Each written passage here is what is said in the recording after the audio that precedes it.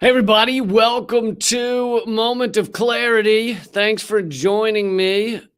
Please take a second to share this. If you can, share it, let people know to join. If you're in Texas right now, I am sorry to hear that. I'm always sorry to hear that you're in Texas, but right now, obviously, it's a very tough time. I hope that everybody's doing all right out there. I do know that many people watch this show and watch my show in Texas. I've done many great tours there, and obviously, I hope you're all doing okay and not having trouble surviving, which is what it's getting to. Hi, Danielle. You're watching from Austin. Do you have your power? Maybe you can let us know if your power has gone out or not. I want to talk about some of what's going on in Texas right now because there are tons of lies circulating, mainly put forward by the conservative, conservative, right? By the garbage media, by the right-wing media. I want to get into that mainly, but I also wanted to let you know that all of the donations today at the Super Chat on YouTube will be going to mutual aid in Texas to help them get the needs that they need. The needs they need. I wonder why they named them needs. Is it because they need them? To help them get what they need. Mutual aid does a lot of things, but the donations will be going to the mutual aids in Texas. As I've said often, many of these episodes, I donate the super chats to mutual aids at various places in the country, various cities, and I figured this is a good week to make it Texas because they need it a lot. Something else I wanted to let you know up top. Thank you, Mr. Boston, for the donation. Something I'll let you know up top is there is a document that's been circulating with a lot of information for people in Texas about mutual aid in Texas. Mutual aid, as many of you already know, is it's organizations that have been created by citizens. These are non-governmental organizations. They do not work with the thank you nays. They do not work with the government or the cops or anything like that. They don't ask whether you're a citizen. They don't ask, did you come from the same part of town as I do? Otherwise, fuck you.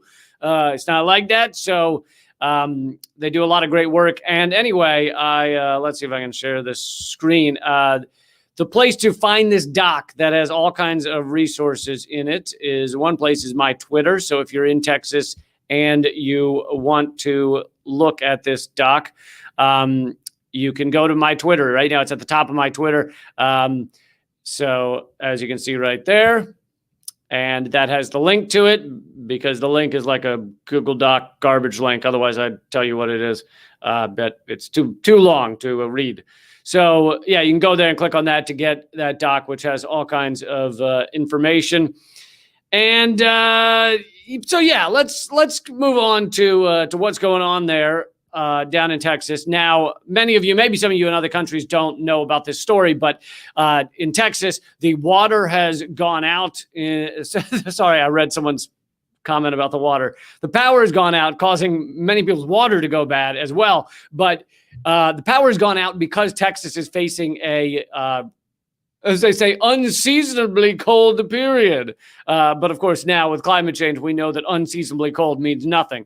They are facing, a blizzard, a deep freeze, the likes of which they haven't seen in many years or they rarely see. Yes, this is connected to climate change, climate chaos. As many people know, the right-wing media may want to tell you, see, I told you there's no climate change. Right now, it's cold in Texas.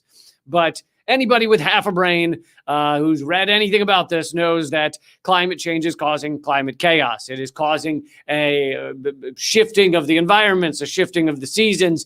Right now, this is air from Alaska. That is because the climate is disrupted. You have this air from Alaska is, as Mark Sumner calls it in his Twitter rant, which I'm going to get to in a second, because he knows a lot more about Texas and the Texas power companies than I do. He calls it wobbling. Right now, the cold air is wobbling, and it then hits areas that are not used to it. So anyway, long story short, yes, this is climate change related. Texas is very cold. What do people in Texas do when they're very cold? They crank up their heaters to a level that is rarely ever seen, because Texas doesn't normally need heaters very much, or not as much as many areas. So they cranked up all their heaters. Their electric company was basically collapsing. Many people are still without power. Many people don't have clean water because they don't have power. So a lot of people are suffering, and they don't know how to deal with it. There's a lot to talk about here as our societies, our societal systems collapse under climate change, but also under the greed of unfettered capitalism. And really, there's no need for the adjective. The greed under capitalism. And yes, this is connected to that. The right wing doesn't want to tell you that it's connected. They'd rather you don't know that it's connected, but it is connected to that. So I want to go over to a thread by Mark Sumner. He is an editor at Daily Kos, which don't hold that against him. Daily Kos is often a lot of liberal bullshit, but anyway, I wanted to show this thread to you. I'm not going to read. The thread is 24 tweets long, so I'm not going to read the whole thing, but you can go read it yourself if you want to get more details on this. But he talks about how wind power is not failing in Texas. And that's what the right wing has been telling you. If you watch Tucker Carlson or any of these garbage right-wing outlets, they want you to believe that this has been caused by wind power. Texas is struggling right now because the wind power couldn't handle the cold breeze, and it's cold and windy, and wind power sucks. So there's all this wind chaos going on. No, this is not the fault of wind power. This is actually the fault of fossil fuels. And so they're trying to blame it on wind power. By the way, wind power, even if it were, quote unquote, the fault of wind power amounts to 15% of Texas's electricity in their grid. So even if wind power were failing, that still would only be 15% of their electricity. So that's horseshit. But there's more reason as to why the electricity is failing in Texas right now. And that is that it's the part of the system, as Mark Sumner says, it's part of the system that is actually working better than designed. It's actually doing quite well. So he says the record cold comes from climate change, destabilized systems that normally spin cold air around the North Pole. Now that the system wobbles like a spinning top in the last unsteady stages before collapse, this week the wobble is tilted towards the central U.S. Wind is not the problem. As Ars Technica pointed out on Monday, wind in Texas is currently working at over 100% of its projected capacity. The real problem is Texas's electrical grid is working exactly as designed because the profits are better this way. Texas has an odd grid that goes back to the World War II, where Texas created a Texas-only utilities system. And it's called ERCOT, took charge and began tinkering with the formula to incentivize utilities. ERCOT, I mean, it gets kind of in the weeds here, but ERCOT created a system where prices can float based on momentary spikes in demand. And then they're insured against spikes that are too high, and et cetera, et cetera. To me, it sounds a lot like the stock market, where they try and make it as confusing as possible so that people don't realize they're getting fucked. That's what this system sounds like. But, and this is kind of just a funny little extra fact. In the ERCOT market, sometimes the insurance that they get is worth it. On Monday, electricity in Texas approached a rate that would make the average home monthly bill $96,000. So you can tell their electric system is set up great. Let's see. So He says, if any of this rings a little bell in the back of your head, meaning purposely constrained market, free-floating prices, subject to wild changes, consumers facing blackouts, it probably rings a bell in your head because Enron got its start dabbling in these markets in Houston in the 1980s. You remember Enron, right? One of the largest corporate collapses we've seen. Spectacular collapse of a corporation that basically was just screwing everybody based on the electric markets and electricity markets.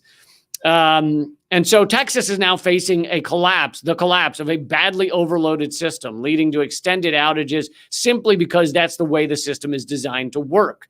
The incentive in Texas is to provide for exactly as much power as needed and not a single bit more, because that's not how they make the most money.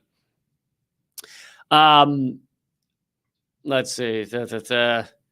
So, and why does Texas have 15% wind energy? Not because they are just so green or they just love helping the planet or Texas really cares about people and life and sustainable. No, they went to wind power because wind power was much more affordable. He goes on to say that right now, wind power, even if a coal burning plant were fully built and operational and was gifted to someone already complete, it would still cost more to produce than wind power right now. So as Fox News was claiming there were frozen turbines, this is not true. This is garbage put forward by the fossil fuel lobby. Part of the issue comes down to the other item at the top of Texas' power mix, natural gas. In cold weather, natural gas is in demand because it can be used directly from home heating. That's not just driving up the price of gas, but also limiting its availability. So the system pipelines that carry the gas around are also built to match a certain level of demand. Pipelines are expensive. Companies don't build them just in case. They don't build them for backup. They build the amount they need. Texas's coal plants are also underperforming. So as you can see, this is not the fault of wind power or the fault of green energy. This is the fault of an electric system that was built to profits by having precisely the amount of capacity for the market. And when that capacity becomes completely unexpected, when the need becomes completely unexpected, their systems can't fucking handle it because there was no incentive. See, we're getting to the profit incentive. Do you see how this works? There was no incentive for them to spend a lot of money preparing for these moments. And if you had a good and functional government, a group of people coming together and saying, this is how we want our society run, then guess what? You would have a system that is ready for a crisis. But we don't have that kind of government. We have a capitalist government, a government owned and operated by vulture capitalists who their goal is just to make as much money as possible, not to prepare society for a crisis, not to be ready in the time when shit goes down, not to be there for you, to help average citizens. That is not their goal. That's not their aim. There is no thought in their brain about that moment. The only time that moment comes into play in the vulture capitalist ruling elite is when the crisis hits and they think, this might look bad for us. This might get us in trouble. And then they'll run around and try and solve things here and there so that they can continue their exploitative pursuits. That is the only time they consider this. So right now, you're going to hear a bunch of bullshit from our politicians about how they're trying to help you. And most of it's garbage. They don't really want to help you, except they want you not to rise up with pitchforks. So in that regard, it's in their benefit to help you. But this never should have gotten this way. Many people have died in Texas right now. And many people are suffering. And it never should have gotten to this point if we had a functioning society. But we are in the late stages of a collapsing empire. And moments like these demonstrate how it works. They can't deal with a crisis. And what do they do for themselves personally in a crisis? For them and their own family, their own people that they actually do care about, as opposed to caring about the society as a whole? What do they do with them? Well, Ted Cruz showed us what they do. They fly to Cancun.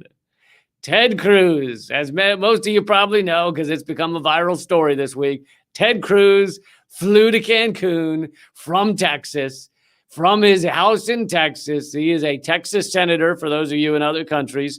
He is one of the biggest right-wing shitbag shitsters. I was reading a thesaurus this morning. He's one of the worst, and he's a Texas senator, and when the shit went down and hit the fan. So it was really, it was coming and going. The shit went down and it hit the fan. When this all happened, and he claims he lost the power in his house, he was spotted on a flight to Cancun with his kids. So now that it's become a viral story, he claims he was just helping his kids get to Cancun. And now he's coming back to help the good people of Texas. Can you imagine being so fucking out of touch and pathetic and fucking lunatic that that you flee your collapsing state in its time of need so that you can go to a nice warm place with pristine beaches at what I can assure you is a very expensive resort, wherever the fuck Ted Cruz was taking his family. You flee down there, and then when you realize it might hurt your political aims, it might hurt your next run for office, you say, no, I was just flying to Cancun to help my kids get there. Now I'm coming back to fight with the good people of Texas, to demand a better scenario, a better government, a better situation, to demand we get the help we need. I'm coming right back. Even though I and the government I support in Texas are the ones who created this situation. Make no mistake, Ted Cruz may not have actively made the electricity decisions, but he is a very powerful person in Texas, and I guarantee you he's had dinners with probably the heads of these electric companies, the head of ERCOT. I promise you, at some point has written a nice juicy check to Ted Cruz. Now, I'm not saying ERCOT didn't also write a check to whoever was running against Ted Cruz. That's how they do it. That's how they own both sides of our truthfully one-party system. They write big checks to both sides. Then whoever gets into office, they go, hey, remember that big check we wrote you? And the person goes, why, yes, I do. Anyway, Ted Cruz was really just like a walking human example of our system as the I don't know, the systems, but the people that are supposed to be there in a crisis, the agencies that are supposed to show up and help people when this type of situation occurs are not there, and they're not able to help people. And our system will see these crises more and more as we're noticing, right? As we're watching. California was on fire this summer and the past several summers, but it gets worse every summer, to the point where you just have whole towns going up in flames. And where are the systems that are supposed to save us or help us? They're not there. They're not prepared, because the part of the government that is meant to help people has been gutted. It is empty. It's an empty shell of itself, because the people running the government, their goal is 100% just profit and how to benefit them and their friends. So they might still have the agencies, they still exist, but they're not actually worried about how to make them the best they can be. And so, I mean, this is, look, you can shrink it down to a couple of sentences. Our economic system is capitalism. Capitalism seeks profit over all else. There is no thought towards the environment, the long-term health, the people as a whole, just profit, just money. And so when stuff gets bad, which it will, because you get immense inequality and people are suffering and struggling. 1 out of every 3 families has said that they had trouble paying their bills in the past month. When shit gets bad, the systems that are supposed to be there to help people are not there, because the motivation at the core of it all, of our socioeconomic system, is not helping others. It is greed. It is money. It is profit. Now, it's not, I mean, to me, it just, this is just yet another example of how this system works. We saw it in California. We saw it in the Bahamas, right, with that catastrophe there. We saw it in Puerto Rico with the hurricanes there. We saw it in Louisiana. Just again and again, as these places face a crisis after crisis due to climate change, our systems are not there to help people. And so, I don't want to just be negative. We have to turn to each other. We have to turn to our communities, and we have to do the work of rebuilding the community agencies and groups and organizations that are supposed to be there for you. We have to do that work. There's people far better to speak about this than me, but that's why I have that doc for the mutual aid organizations in Texas, which I just showed you is at the top of my Twitter account. It's also in the description. And all the donations from this episode at the super chat at youtube.com/moment of clarity. All those donations are going to mutual aid in Texas. But we have to do the work to rebuild these community systems. But we have a culture that has told us that's not really important. We have a culture that has atomized us and, separated us into tiny little seclusion boxes called apartments or houses. And, don't get me wrong. I live in this system too. So I live in an apartment. I'm not like saying I do a great job of befriending all my neighbors, but this is a bit of a therapy session for me too, right? To sit here and talk with you guys and say, look, here's what we need to do. And I need to work on it too. I'm not coming to you to just lecture you on how I do everything perfect. Fuck no. I'm in this shitstorm too. I'm in the fucking swamp of Washington, D.C. But this type of thing is going to hit anybody who thinks they're immune to this is not really. This is going to hit more and more cities. If you haven't faced some sort of climate change catastrophe, it's not far off. And we need to work to both deal with these things, but also, of course, to deal with climate change by getting fucking off of fossil fuels. I mean, they are collapsing. Those corporations are collapsing. They're struggling more and more every day. They have far less power than they used to. You can actually see the mainstream media even. Oh my God, the mainstream media even will do an occasional report or an occasional article on how fucking pathetic Exxon or BP or Shell or all these places are. And that's a big step, is to start, I feel like if you were to ask your average American, they would understand there's a problem with fossil fuels, which is heading in the right direction. Far too slowly, don't get me wrong. We've already walked off the cliff, and now as we're falling, the New York Times has just published an article on how falling's not good for you. So it's a little late, but the New York Times just published an article on how to watch out for cliffs while you're walking. Oh shit, little late.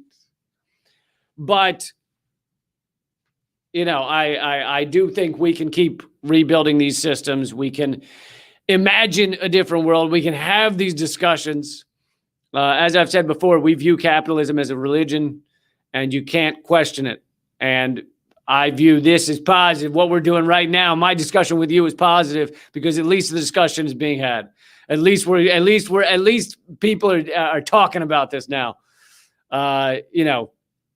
If we live in a socioeconomic system that is killing us, and we can't even talk about how it's killing us, then we're double fucked.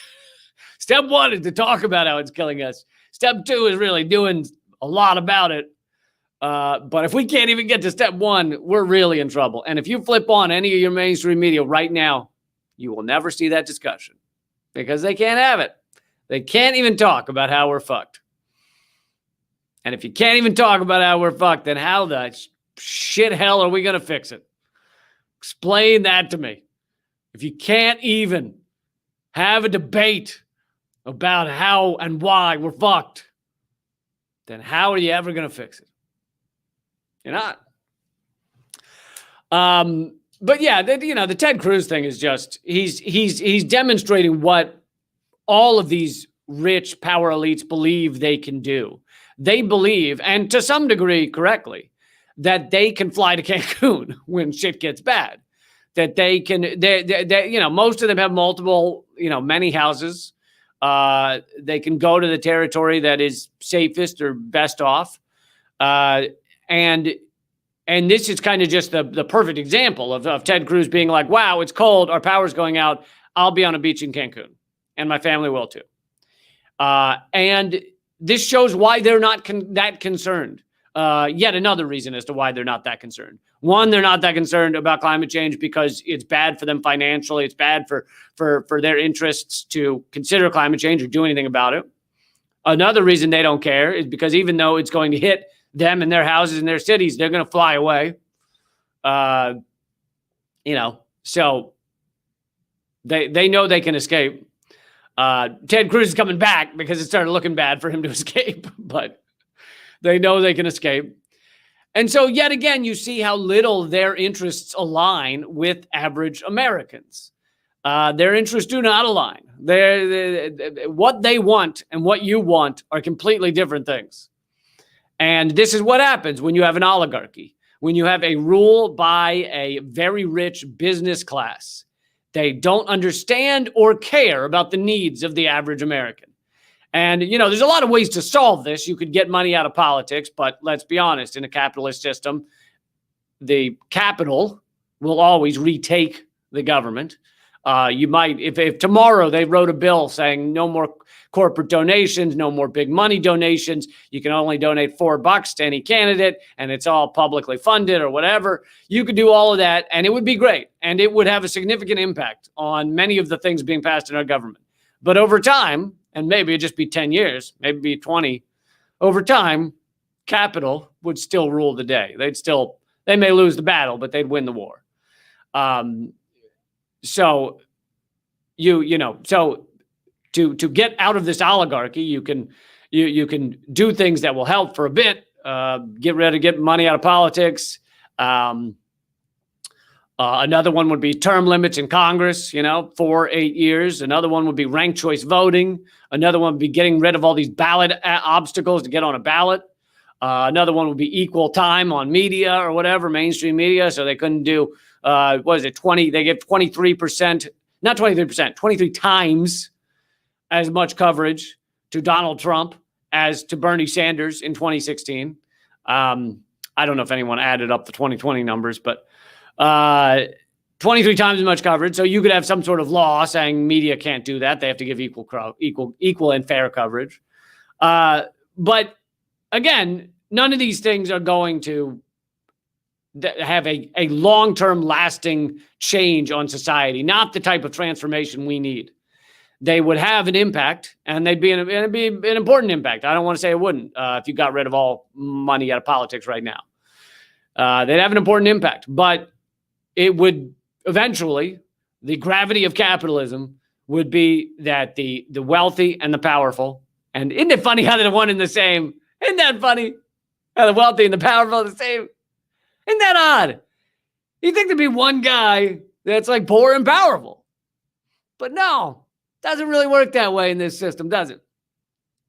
Because if you get powerful and you're poor, then you get the money. And if you're rich, then you are by definition powerful. But anyway, there's ways to put little restrictions on it that would be helpful. But at the end of the day, we have to evolve as a species beyond the socioeconomic system of a market economy. We have to. It's the only way. But and I'm not saying I have all the answers, but at least we're having this discussion. There are short-term answers like mutual, short. They could be long. They could evolve into something long-term. But I'm just saying short-term is in something you can do right now, which is you can help out at mutual aid. You can donate to mutual aid. You can go. It's not just mutual aid, obviously. There's other places helping people in Texas right now, and there are other people in need in this country right now. So you can go help them, and there's ways to be helpful right now. That document again is at the top of my Twitter, at Lee Camp on Twitter. If you're in Texas and you need help, maybe you can find something in that doc. Again, I'm not saying that's the only resource. There are plenty of other resources out there. It's just one that I've seen being shared around. And you don't have to worry that someone will ask you whether you're a illegal immigrant or whether you, washed your bum hole today or whatever. They'll accept all who want who need help. I mean, you might want to consider washing, but it's not a requirement.